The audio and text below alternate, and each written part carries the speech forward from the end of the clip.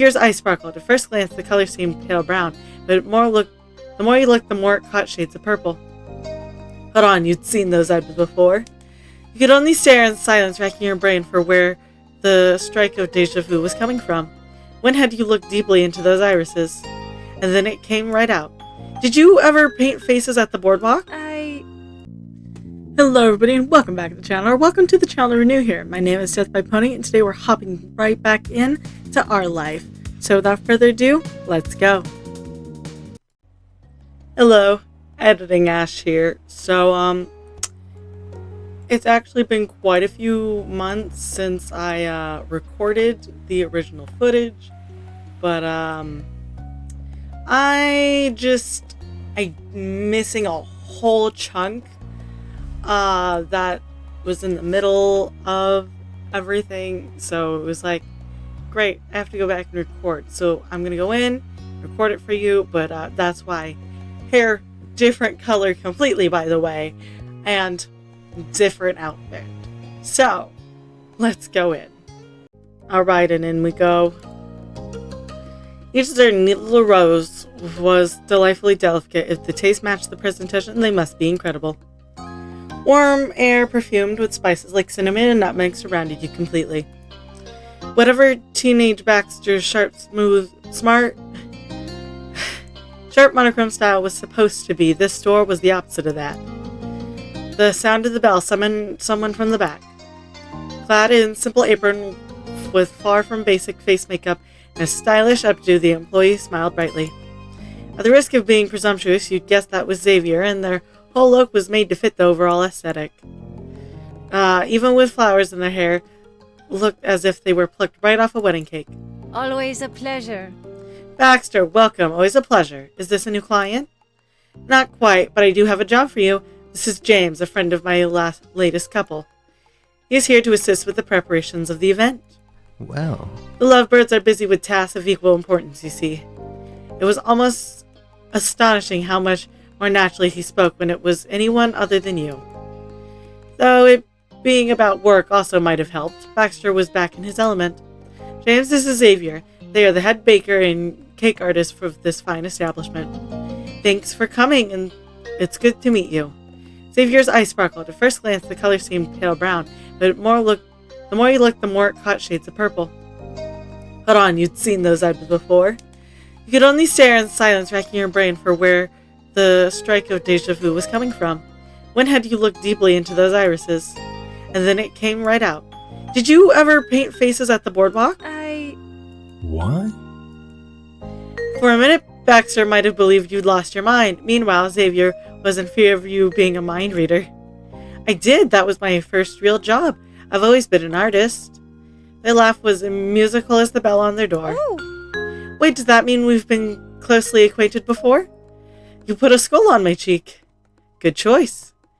Yeah, one time years ago I went there with my family and a friend's family. Going to the boardwalk was a big tradition for them. that's incredible. How great to meet again. It is. This wedding planning thing was full of unexpected reunions. That other person you surprisingly ran into again chuckled off to the side. I see. I see you're already well ahead of me, James, as usual. So what exactly can I do for you, or your clients, rather? To be honest, it's a pinch unusual not to have even one person getting married come to commission their wedding cake. These are unusual circumstances. Baxter confessed that much with his eyes closed, and when he had enough shamelessness to look Xavier directly in the eye, the inherent charm of Baxter's grin had been pushed to its absolute limit. Is that fine? Could you possibly make a 3-tier cake that is simple yet still elegant and modern in about 3 days? Xavier's perfectly painted lips popped open. Not a word came out of them, but it wasn't as if they were given a chance to object. There was more. And that schedule is including today. The wedding is Saturday afternoon. Baxter rolled his wrist smoothly, recounting each of the points set during the initial planning meeting. If he stated it as a predetermined fact, surely that meant it'd become real. For flavors, they would like chocolate and vanilla separate for 2 of the tiers and a combination for 1. The final They finally cut him off there, folding their arms definitely. Flavors are not a concern right now, monsieur. Really? I would say that's fairly important. No, if I can't do the order. Oh, Savior, no need to worry. I trust your abilities immensely. There was a scoff. Baxter kindly ignored it. Besides, there are worse arrangements. There are. An example of that would be, well, entirely theoretically, you would have to prepare desserts for a full-scale party the very night before the event. You blinked. Did Baxter just reference when you two worked together to throw a party for Miranda? Those shared memories had played about your mind lately, especially since you were handling event desserts together again, but he'd made his interest in reminiscing known. There was none. And yet, there he went, chuckling heedlessly and running a hand through his hair. Understandable. I am sympathetic to this being a difficult task. As James is my witness, I did swear to never take for granted the efforts it takes to provide decorated and delicious treats under pressure. We were only able to start baking 3 dozen cupcakes at a time when many people would be going to bed. Baxter glanced at your face as I sparkling with affection. You weren't mistaken. He was talking about the time when you were dating. And now he had acknowledged you directly in his storytelling. You did what with who? I thought he was here because of your clients. Xavier's disbelief over his words rivaled your own, except for entirely different reasons. They batted their hand in encouragingly for more details. Baxter schooled his coyness into a more level-headed smile, being questioned, and you suddenly understood. He knew Xavier. He knew you. The client he didn't know weren't there. For a moment, Baxter had forgotten his professional self. It wasn't Baxter's normal state to wall you out so completely.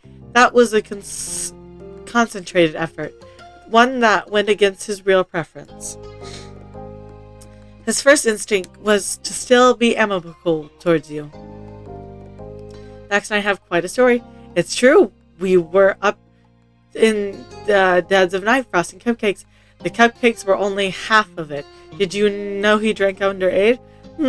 I've known Baxter since his black and white phase. You looked away from him. You started intently.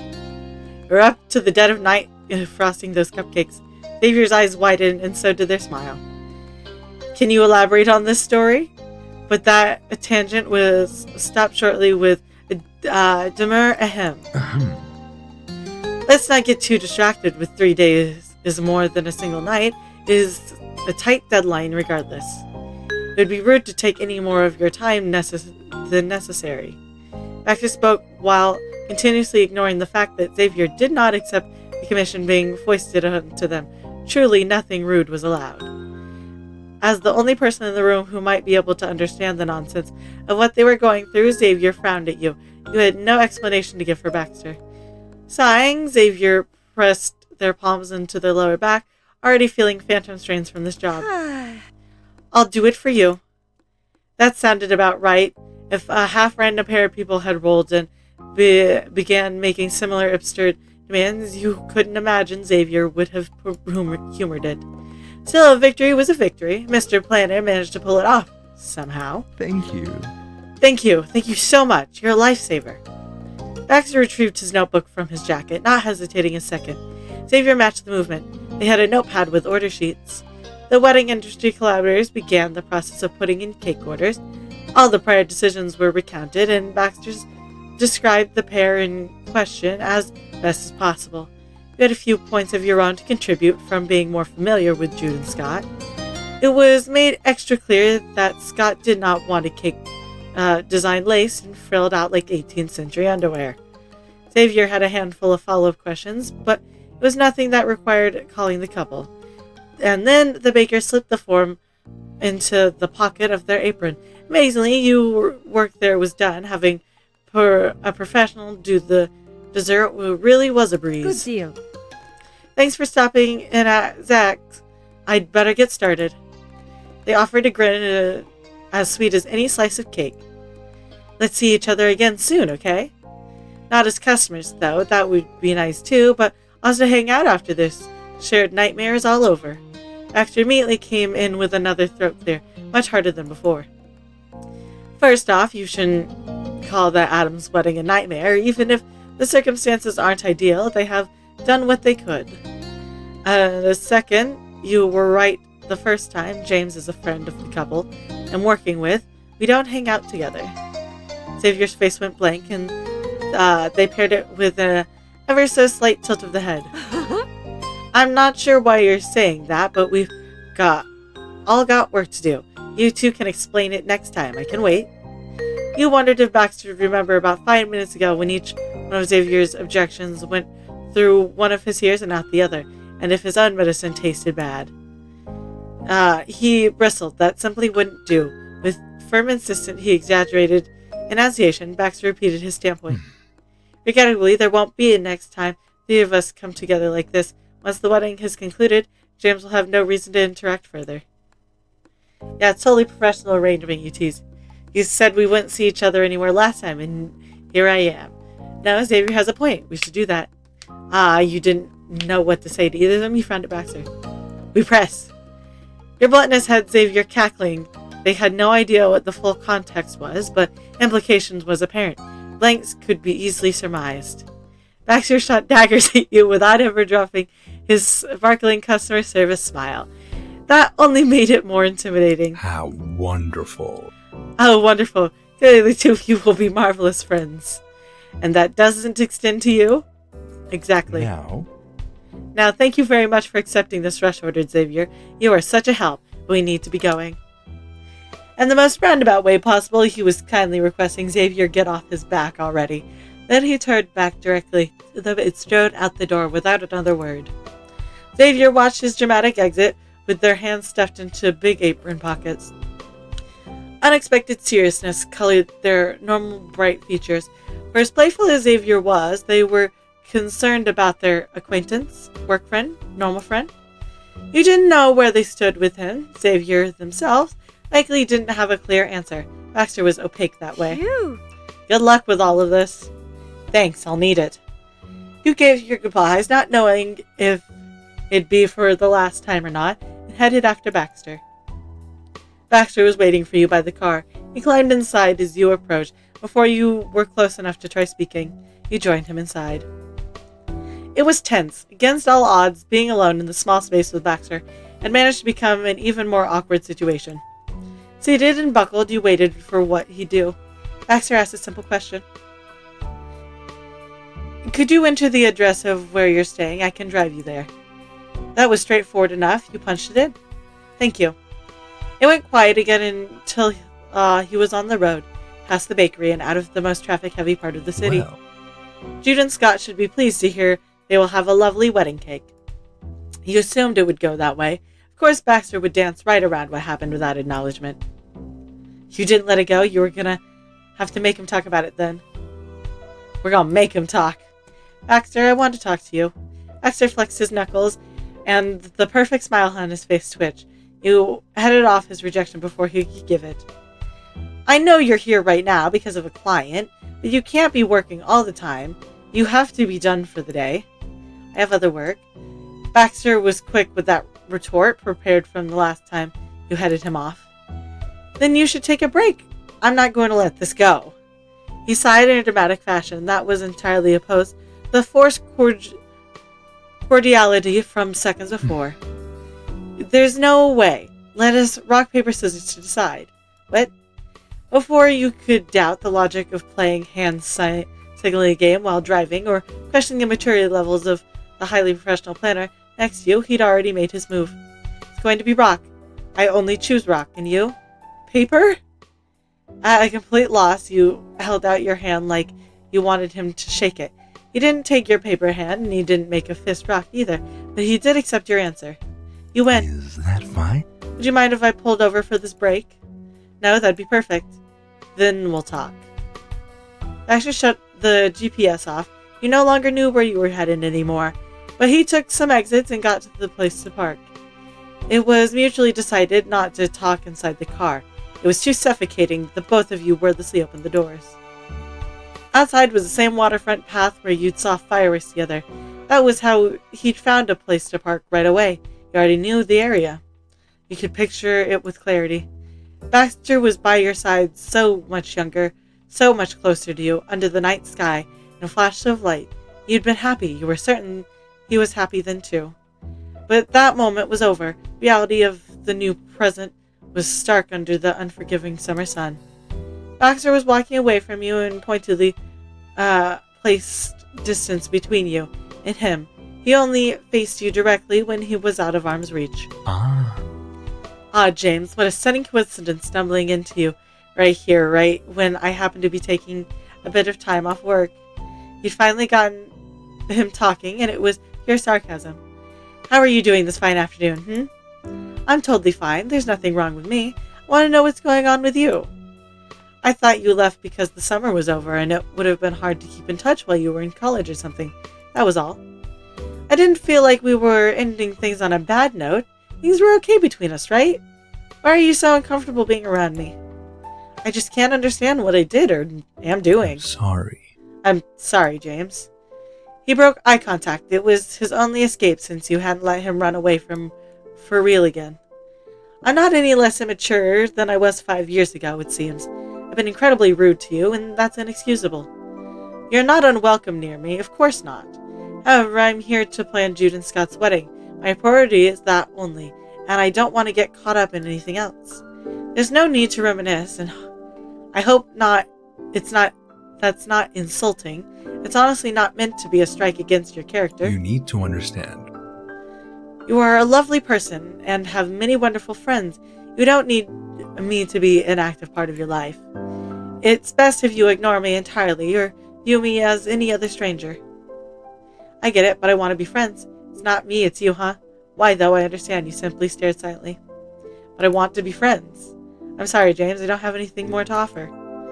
Smiling at you in a wholly impersonal way, Baxter wrapped up this exercise in futility. Imagine that it's useful as this break will be. Please allow me to take you home. Okay, great.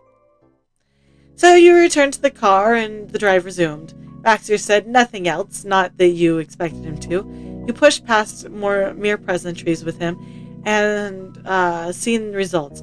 It was too late to go back now. That left you time with your thoughts. You'd gotten a better grasp on Baxter's intentions, what was motivating him to act the way he had. But in terms of clearing the air, the clouds had only become murkier. Things were in motion, but it was as if you weren't going anywhere. Eventually the destination did arrive, and you were turning into the suburbs. Baxter lined up with the side of the road rather than pulling into their driveway. He idled with his eyes dead ahead. Thank you. Thank you for your assistance today. Have a nice rest of your afternoon. There was an audible click as Baxter unlocked the doors. Bye, whatever. Take care. See you soon. You left him there. See you soon. You got out and walked up to the front door before ringing the bell. The day's plan should have the whole rest of the group home and working on guest favors. Baxter's car lingered on the curb in your peripherals. Maybe he wanted to make sure you actually did get inside, or maybe not.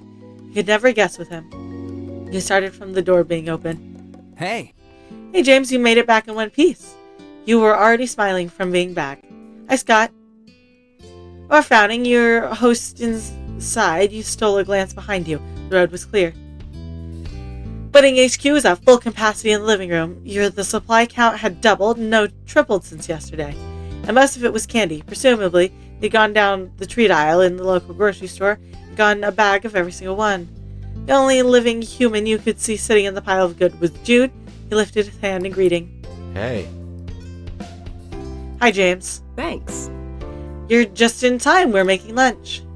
The voice of your friends carried over from the kitchen, as did the smell of hearty, fresh-cut vegetables. You better save some for me. We will. So, how did it go at the bakery? Xavier's gonna make it, and we told them everything you said about it. The bakery was nice. It should be a good cake. Thank you. It's hard leaving it all in someone else's hand, but this is gonna work. Knock on wood. He tapped his knuckles against his own head, chuckling. Thank you. You gonna help with this? Without stopping his busy work, Jude kicked at a nearby bag of chocolates. Oh, sure I can. Great, food first. Around the table in between bites of homemade stew, Scott broke down what you'd missed. The actful favors were treat bags, but part of the job included creating a decorated place setting with the guest's name on it. That would indicate where everybody was meant to sit. at the various tables.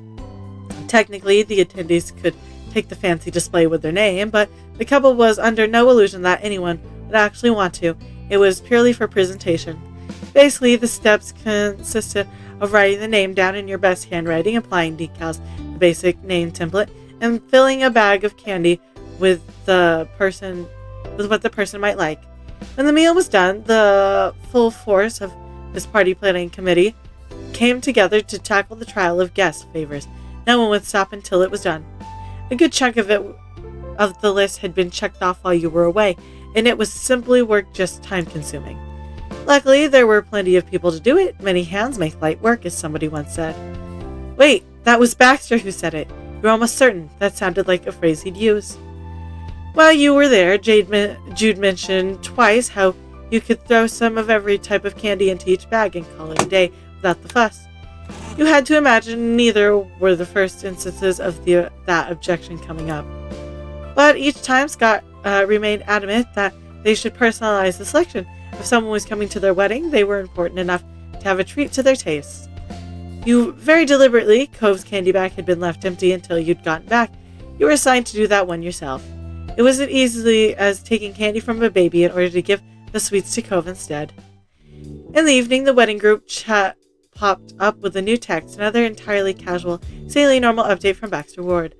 It noted that you'd meet tomorrow to discuss today's accomplishments and plan the next steps. During the process, some sparks flew between allies. It couldn't be helped. Debates over which treats were best was inevitable. Those always became serious.